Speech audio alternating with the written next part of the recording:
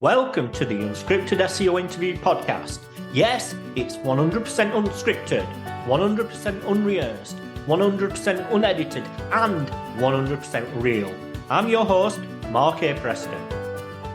Today, we have a very special guest with us, none other than Neil Patel, who most of you will probably know. I'm not going to give a big, massive introduction because I want to get to know the real Neil Patel. Hi, Neil. Hey, thanks for having me. That's fantastic for you to join us today. Right, just to give the audience a bit of an overview of who Neil Patel is. So how did you get into the industry and when was that? Yeah, so it's probably around 2001. So a little bit more than 20 years ago, technically 22 years ago. And I started a job board, couldn't get any traffic, visitors, paid a marketing firm. They didn't produce results, had to learn it on my own. And I started off with SEO. Back then, keep in mind, Facebook and a lot of those platforms did not exist. So you would do things like paid ads, banners, CPC ads, like on Google pay-per-click, or Overture, which was Yahoo. And SEO was another big channel. Yeah. So what is it particularly about SEO that excites you? It's a great way for the little guy to get tons of traffic without having big budgets. Yeah. But you mentioned the little guy there. So do you specialize in working with just big corporate companies, or is it you help the little guy as well? We work with medium businesses all the way to large corporations. We have some small businesses, but typically most of our revenue does come from large corporations. What I mean that I love it because the little guy can get results. You can go use tools and learn a lot on your own and do SEO without having a big money investment if you're willing to put in the time and energy yourself. A lot of other marketing forms don't exist, or they exist, but they don't provide those kind of results without money, right? Some of the other marketing channels out there, you have to put in money to get results. SEO, organic social, there's only a few channels where you can really do well that really exist for the small guy that doesn't have any money. Okay. Now, obviously, you have got a massive personal brand yourself, right? What was the thing that you did that really accelerated your own personal brand? There wasn't anything. I did not try to build a personal brand. There wasn't one thing that I did. When you do something long enough, and I don't think my personal brand's that big, there's so many bigger personal brands than mine. But when you do something for, call it 20 plus years, and you try to do a decent job at it, hopefully you build some sort of brand, whether it's personal, corporate, maybe a bit of both. But nothing there, you're not going to become an overnight success. There's not one thing that builds a personal brand. It's a lot of little things that add up over time. From an outside perspective, they don't really see it that way, but that usually is the real case. It's a lot of little things done for a very long time and done consistently that build up a personal brand. So when you say a long time, if somebody's starting off to build up their corporate brand or their personal brand, how long is it before you start, when you do consistent things, is it before you really start to get known? 3 to 5 years. That's a conservative estimate. Somewhere in that time range, you'll start getting more well known. Sounds like a long time, but most people are looking for that 1-year solution, and it's very rare. Right. So yeah, I mean, a lot of people look for the quick wins in the industry. Do you think do quick wins exist? Quick wins sometimes exist. It was, when you say quick wins, a lot of people just get lucky. But here's a great example. So everyone in the SEO industry is familiar with ChatGPT. It's a project from OpenAI. OpenAI was founded in 2015. Chat GPT did not just come out this month or last month or the last year. They've been working on the whole vision, whole product since 2015. It's not an overnight success. Sam Altman isn't an overnight success. Before this, Y Combinator, he did a lot of other things before that, did a lot of angel investing. He's been an entrepreneur for ages. The point I'm getting at is everything worthwhile just takes time. Yes, sometimes people get lucky and things just blow up overnight, but it's extremely rare. That's like pulling a needle in a haystack. So you say consistency is the key to anything in marketing, then, do you? I think consistency and learning from what's happening, because there's so many algorithms and changes. You gotta experiment, learn what's happening, and adapt. Yeah. Now, I'm not sure how many videos you've done. It must be quite a lot, because, I mean, social media is just flooded with all your videos. Do you think that being consistent in all platforms with all your various videos really helps? It does. It drives good branding for corporate, personal. It drives leads. I would always recommend it to people. What we do, there's nothing magic. At our agency, NP Digital, we're one of the fastest growing ad agencies, according to Adweek. And a lot of it just comes down to consistency and doing something long enough. And what we're doing isn't rocket science. There's a lot of other people that can do the same thing, but they're just not willing to put in the blood, sweat, and tears into it.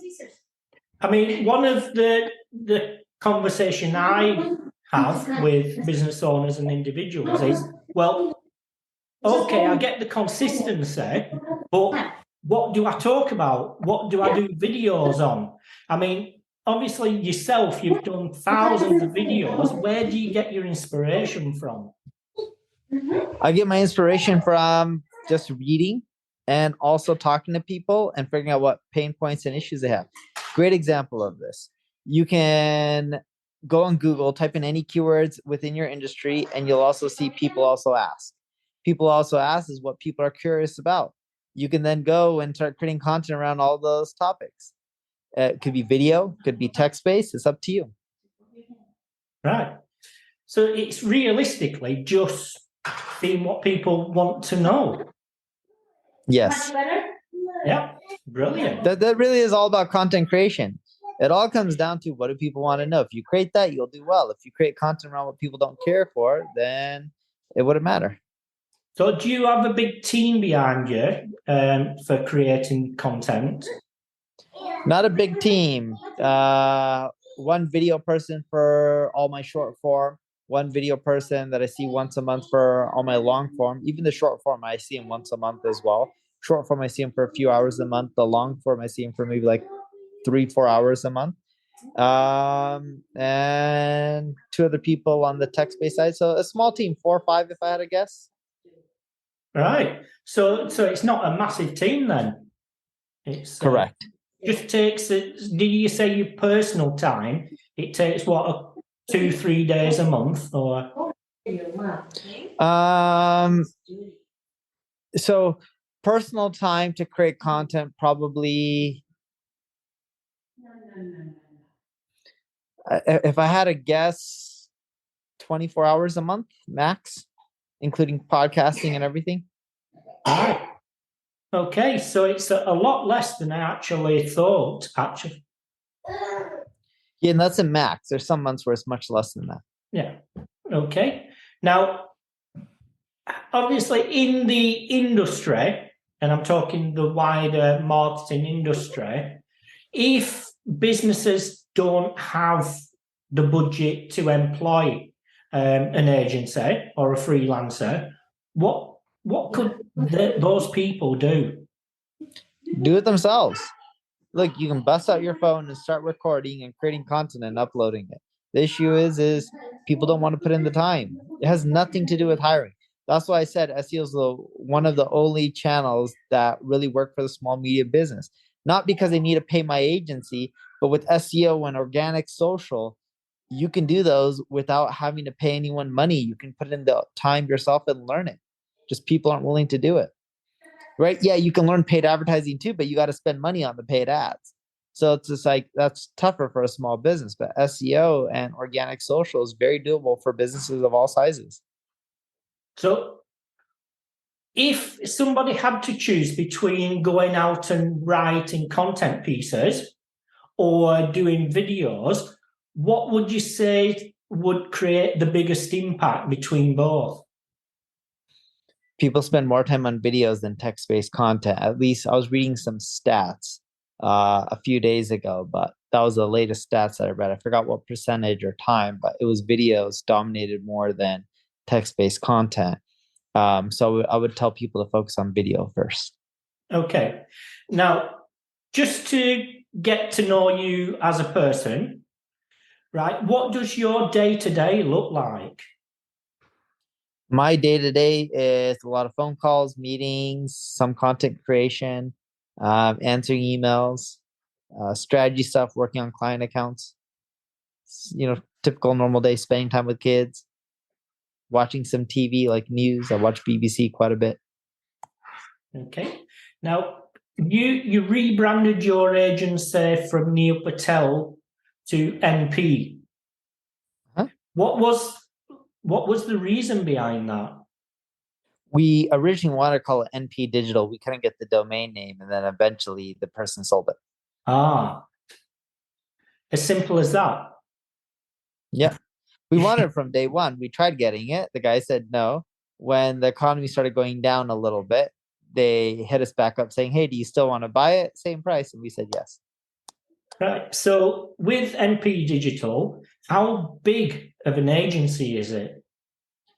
We're between 700 and 800 employees. We're US, Canada, UK, Brazil, Australia, India, Singapore, Germany. We're about to add Portugal and Spain. When I'm saying these regions, we actually have like a managing director or someone leading up a specific region.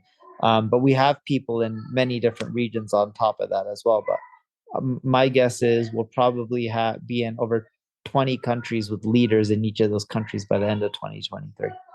So how has your personal brand directly impacted the growth of your agency? It gave us an amazing start because it provided us leads. But believe it or not, majority of our revenue, 70-ish%, comes from employee referrals, client referrals, and just word of mouth. Right. Okay, so literally, I think it's actually like 76% to be exact, comes from those three channels. right. Now, this is why I love doing videos like this, because perception was like the majority of people go to your agency because of your name. No, you have to remember when you are working with large companies, let's say you want to work with the Fortune 100, they don't care about Neil Patel. They care about who are the people working on my account and what are their skill sets and what experience do they have in my industry that's going to produce results. Yeah. So it's all about the team who work within the agency. Not just the team who works with an agency, but the team who is on their account. That's who they care about more than anything else. Right. Okay, so like when you're working with these big companies, what sort of requirements do you have to put in? What sort of pre-sales prep work do you have to put in order just to be at the table to pitch to these corporates? There's not an easy answer for that because these big corporations all have unique requirements. So what you have to put in varies based on their needs. A lot of times they send out an RFP, request for a proposal. They tell you the requirements, and then you either decide if you want to put in the energy or not. You could end up sometimes spend $100,000, $200,000 to try to get a deal, and you may not win it. Wow.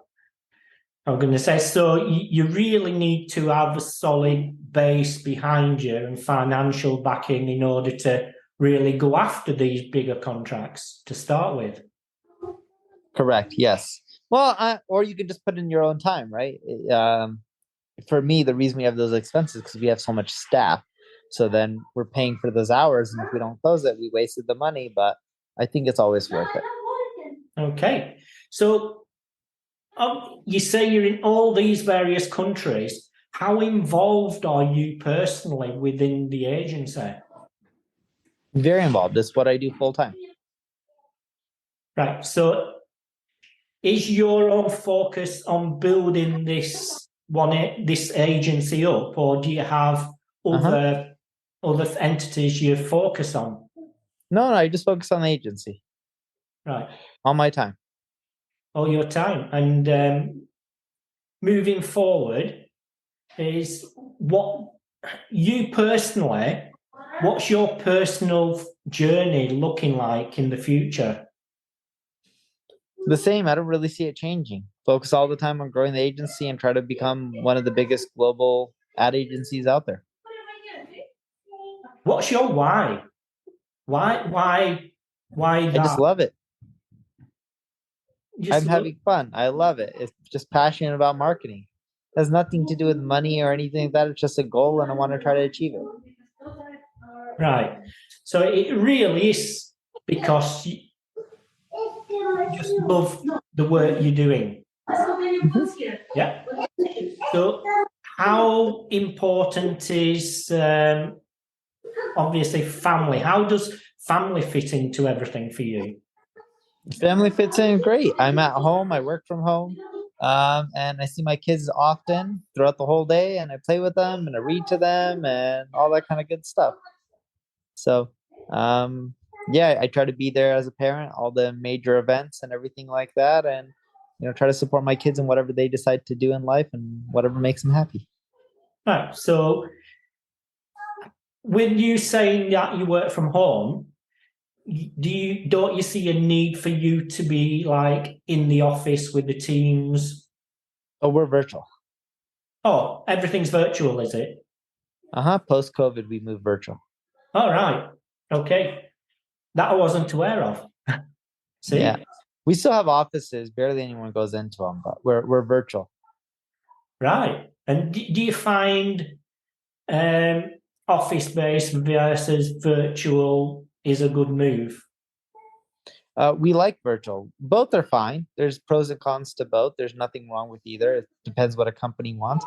That's why we have a bit of both. And people can either go into office or they can work from home. We don't force them with any specific requirement. We let them decide. Okay. Now, moving on to SEO. Obviously, this is the SEO interview. What do you think's missing in the industry? Too many people focus on tactics. Not enough people are focusing enough on user experience and truly trying to delight them. I'm not talking about user experience just from like a load time perspective. I'm talking about user experience from like how do you just create amazing products, amazing services, amazing content, and just try to delight them. Some people do. I wouldn't say it's totally missing, but that's not the main focus. People are like, oh, let me build more links and let me, optimize this element within my code to try to like game the system. It's like, well, if you put the user first and do what's best for them in the long run, you should win. You should is I put an asterisk around should. Yeah, I was going to say, and if you could have the power to change something within the industry, what would it be? I don't know if I would change anything. I don't really see anything wrong with it. Been in it for a long time. People are friendly. It's nice. People are trying to learn more. It's a good industry. Good. I was going to say. So, first time I've heard somebody say that. Yeah, everyone has their own take, but I love the industry. It's done wonders for me and wonders for a lot of people. And when I first got into industry, people were really welcoming with open arms, and I think it's a great community. Yeah. I was going to say, how obviously you're giving your time up to be on this interview now. Is what other things are you involved in order to just help people? I create content. We try to educate and help through that, but I'm actually not that involved in much. My wife is.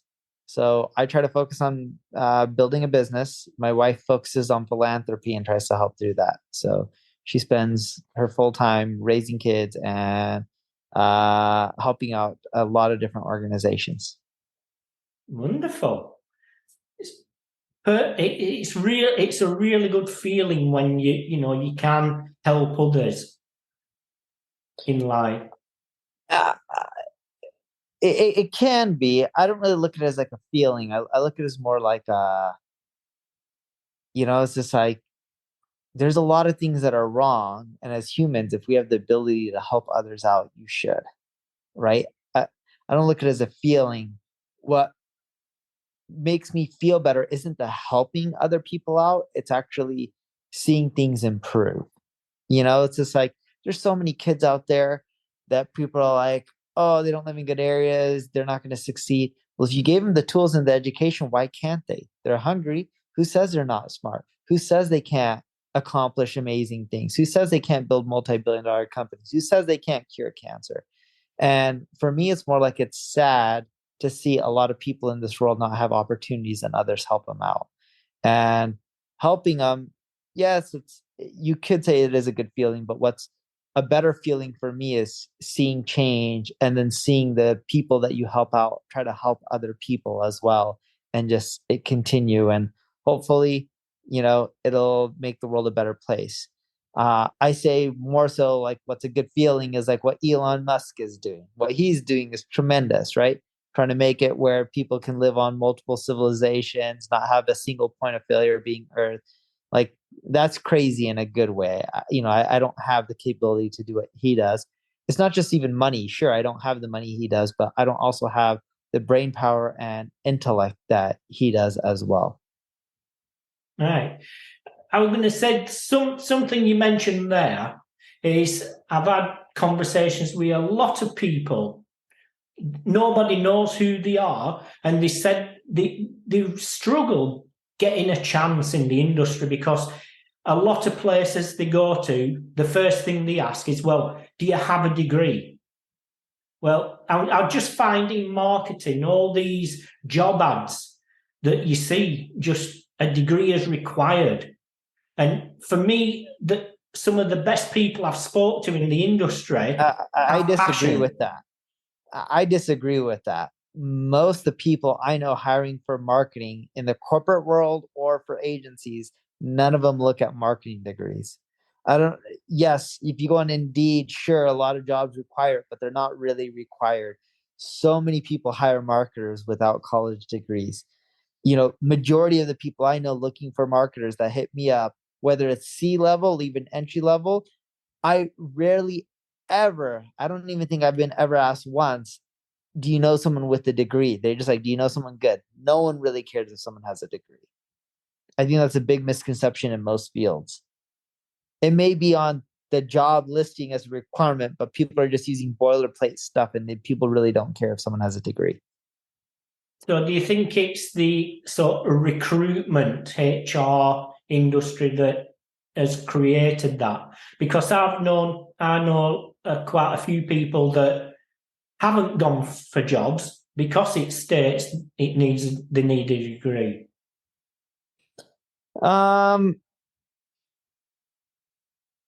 I don't know if it's the HR or where it's coming from. I just know that at the end of the day, marketers do not need degrees. That's a big misconception. And if someone else tells HR or recruiting or whoever to hire that person, they don't have a degree, there's a good chance that person's going to get hired, especially if it's a C-level saying hire that person. You can work at any major tech company. Most of them do not require degrees. They used to, but times have changed. Right. I So know people who work at Google today, Facebook, Apple, the list goes on and on. I know tons of people that work at these organizations that they don't have degrees. And a lot of them are really well off and well paid in these organizations. so what is important then? If degrees aren't important, what is important? Skill set. Are you good at what they're looking for? If you can help them accomplish what they're looking for, you're good to go. Communication, management skills is also important. Um, being able to think outside the box, being able to solve solutions within when you're given constraints, all these things are super important.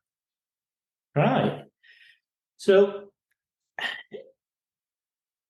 So how does somebody get the experience in order to be in a position to actually prove they can solve all these problems?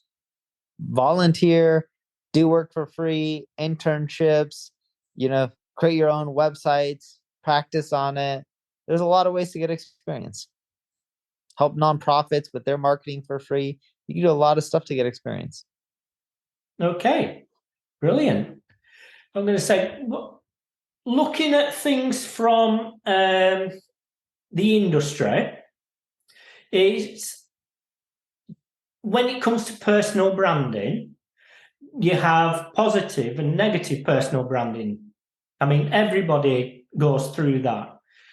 As far as your personal brand's concerned, is when there is some negative context behind things, how do you sort of handle that? I don't have to. I just ignore it. I don't even read most of the negative stuff in the first place. Right.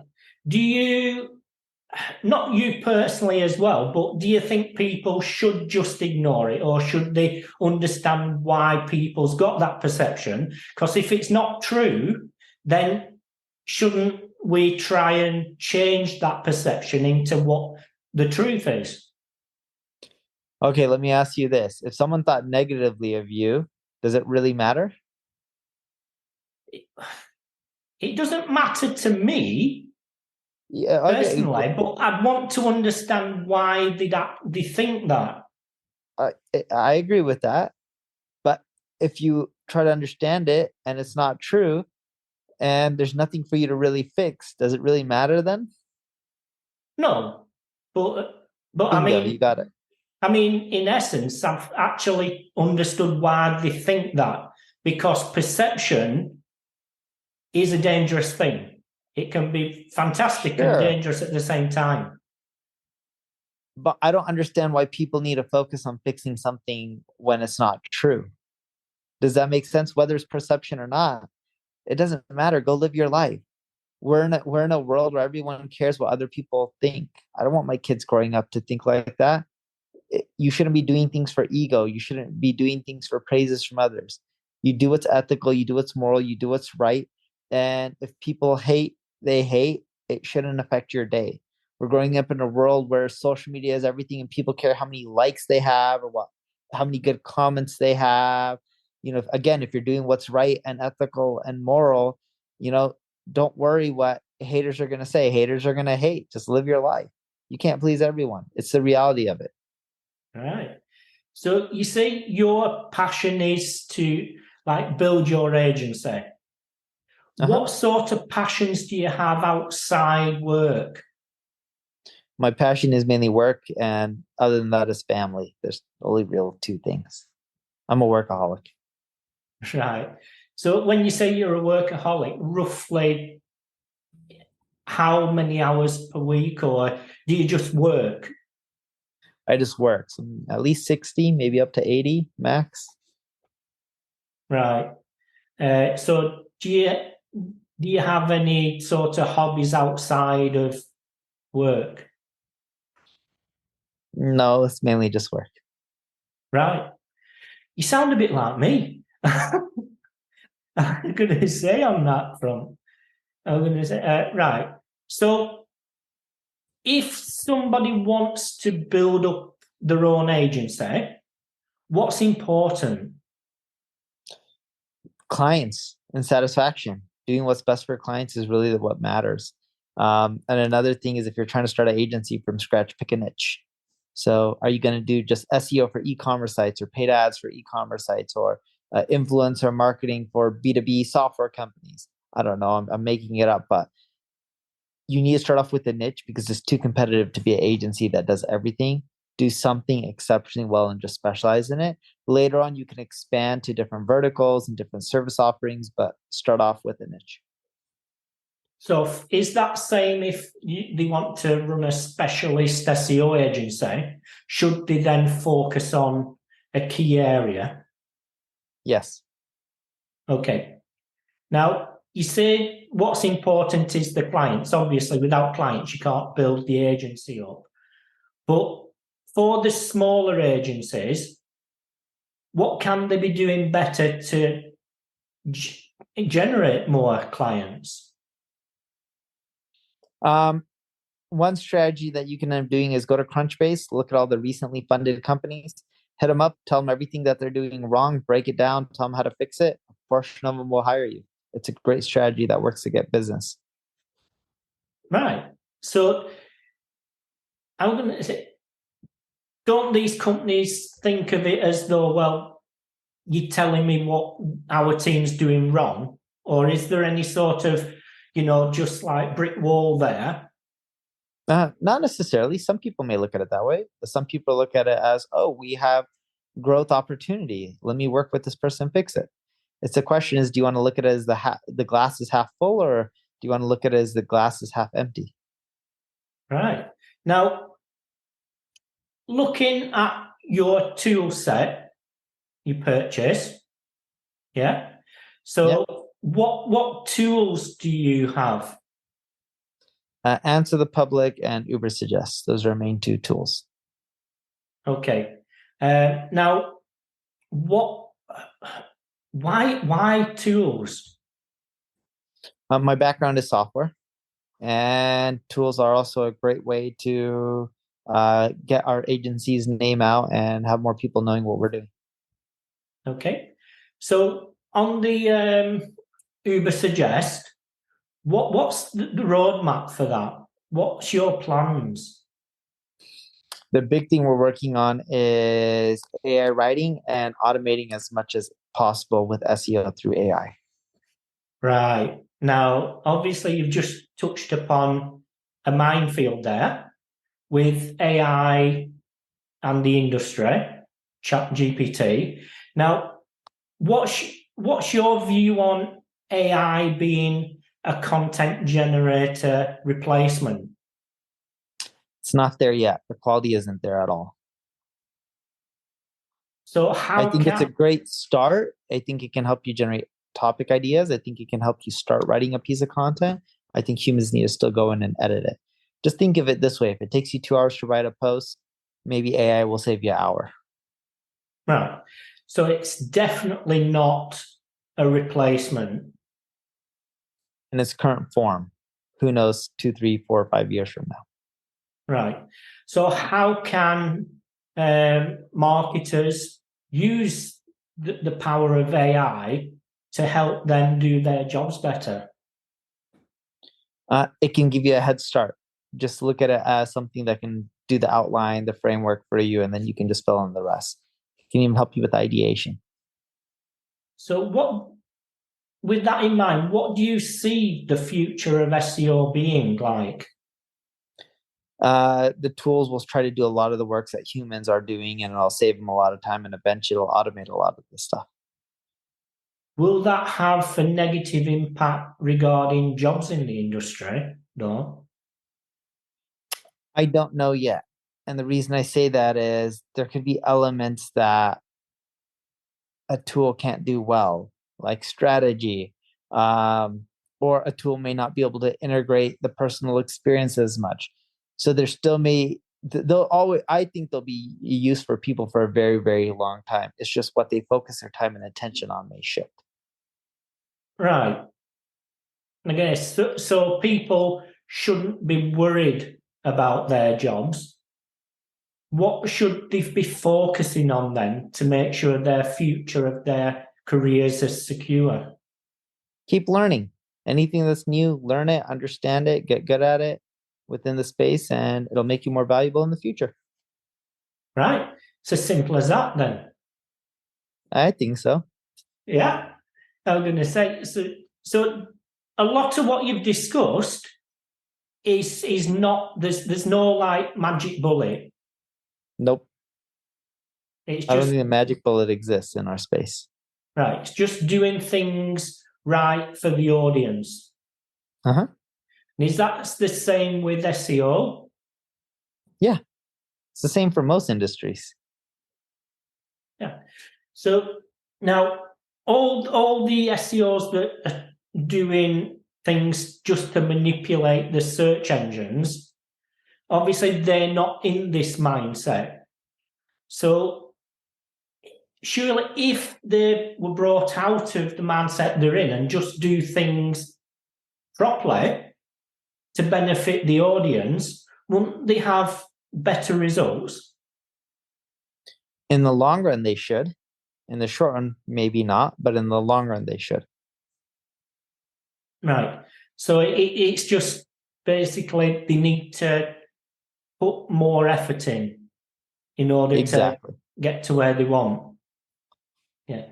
Now, do you think, I mean, I'm not sure about you, but I think, is that due to laziness? Because a lot of SEO is hard work and it does take time and it does take a lot of energy. Do you think a lot of No, this? not necessarily. Some people could be lazy. Some people just may need results right away because they need money to pay their bills. Um, the reasoning on why people take shortcuts in life, not just SEO, it varies person to person. Everyone has their own prerogative and reason why they need to take that shortcut, right? Maybe they need results right now to hit some goal so that way they can pay their staff next month or whatnot. Some people are lazy, and the list can go on and on why some people may take shortcuts, but it really is each person may have their own reasons. Would I do it? No, but have I done it in the past? Sure. When I was 16, 17 years old, I was looking for shortcuts. And as I got older, I realized I should not take shortcuts and I should do things the right way. So, as an SEO, if a business comes to you and says, "Well, we need results sort of very fast," because, like you say, with a massive uh, I bill get to a pay, payroll. Uh-huh. what does that conversation look like then? If people actually want rapid results, it just like anyone would as a SEO, you analyze the website, you see if there's low hanging fruit. Maybe there's a quick fix that you can end up making and giving them crazy results. Here's a edge case. One's if they have a robots.txt file or their pages have no index on them for like 90% of the websites and they weren't supposed to, and it was a mistake that they made internally and no one ever caught it. Well, you could remove that and they could actually get amazing results within 30 days. Sometimes you can actually provide really good results quickly without taking shortcuts. Sometimes you can't. If you can't, you just got to be transparent and let them know. so it's just improving what they already have. It's not just that, but sometimes you're able to, sometimes you're not able to quickly. It varies business by business. Right. I gave you the example of the no index because we actually had someone who hit us up that had most of their pages not indexed when they should have been indexed, right? Great results within the first 30 days. Did we do something amazing? No, anyone could have done that. It was just a mistake on there. Did we tell the client, look what we did, we're amazing? No, we told them, hey, you guys got this mistake, whether you pay us or not, you should just fix this, right? We try to be transparent as much as possible. And I think that's how people should run their businesses. Yeah. So regarding the whole discovered, no, not indexed. So basically, Google's crawled the pages but not indexing them. What can SEOs do about that? Well, make sure your code is clean, make sure you have internal links, make sure those pages are valuable, make sure the content is unique. All those factors really do help. Right. So obviously, your key focus is running the agency. Mm-hmm. Yeah. Now, what's important in a large scale agency like yours? Putting the clients first, building amazing culture with the team, and then hoping they understand that clients really do matter. But I would say those are the two big things that really matter. Remember, we're in a service-based business. If you don't provide good service, you're shit out of luck. Yeah. Yeah, I'm going to say is within the team structures, is there like individual teams that work with clients? How do you sort of organize the teams? We have an earned media team, which is like SEO, organic, social, content creation, etc. We had a paid media team, deals with all the paid ads, whether it's social or search. We have a team for like CRO and email marketing. We have account managers, we have project managers, and then you have a little bit of everyone from different departments focusing on the clients. Right. And how important is awards and recognition, do you think, in the industry? I think they're important. I don't think they're the end all be all. A lot of the big companies out there don't have awards or tons of them. Um, I think what's more important than awards and recognition is, again, doing amazing results for customers and satisfying them. You don't need an award for that. But if you keep doing good work, they'll keep referring you more business. Right. So there is no magic wand then. No, like even awards, I don't know one award that we've gotten a lot of awards from, like agency of the year to best SEO campaigns, best pay-per-click campaigns. The list goes on and on. I don't know one award that's driven us revenue and got us a new customer, but it's nice to have them. But what really does drive revenue is providing amazing results for customers and them knowing it and them like your business. They spend more with you over time. They refer you more business. That's a real winning strategy. Okay. What now? The people within the teams are like you said, are important. What about the agencies who can't afford to hire really good people? What can they be doing to improve things? And if you can't hire really good people, don't hire them. You should focus on hiring really good people no matter what. Um, the really good people don't have to have all the experience in the world. Sometimes there could be a person fresh out of college or fresh out of high school, and they're hungry and they're willing to learn and they are willing to do whatever it takes to succeed in a moral, ethical way. And you can work with those people and train them up and make them even better. And those people can do wonders for clients as well. Right. You can also hire, if you want people who are seasoned, you could hire them on a part-time basis. Maybe they can help you guys out on part-time until you grow more. There's a lot of solutions. Right. So it's not that there isn't one certain growth path you found that works better. No. No. Okay. Now, when it comes to Neil Patel, the brand, is the personal brand you have the same as the agency brand, or how do you split the two apart? We don't really worry about that. We don't really try to separate them or combine them. The agency has its own brand. I have my own personal brand. Sometimes they get commingled, sometimes they don't. I think people worry too much about the nitty gritty. Just like focus on the end result. If you're building a product, build the best product out there, try to get in people's hands. If you're building an agency, focus on your service and making sure it's the best service out there. Don't worry too much about things like, oh, how's my personal brand perceived, or how's it going to mix with the corporate brand? Like, these are things that don't really matter in the grand scheme of things, right? What really matters is your product amazing? Is your service amazing? Are you doing whatever to delight customers? Are you creating amazing culture? Are you encouraging your employees to learn more and get better versus being negative? Like, these are the things that matter.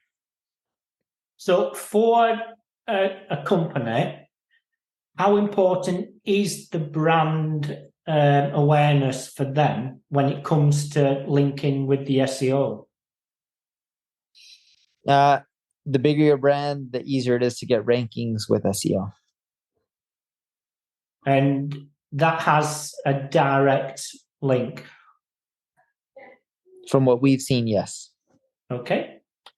Right. Well, I'm going to say it's amazing that you've given your time up to join us today. Now, for everybody watching this, is there anything the audience can do to help you? I appreciate it. What I would say is think about all the people within your local community and figure out a way to help them. And if you can do that, that'll make my day. Fantastic. Well, thank you very much for joining us. Is there anything you want to add? Thank you for your time. Thank you for interviewing me. Yes, you say I have a busy day, but you do too. There's other things you can be doing, spending time with your family, working, etc. So thank you for taking the time to interview me. You don't have to. And is there anything that you want people to reach out to you about? If you need help with your marketing, check out our ad agency, NP Digital. Okay, brilliant. Well, thank you, Neil, for your time. I mean, it's flown by and I feel as though we got through such a lot there. Thanks for having me. Thanks. Bye. Bye. You've been listening to the Unscripted SEO Interview Podcast with me, Mark A. Preston. Join us next time as I interview more top SEO professionals.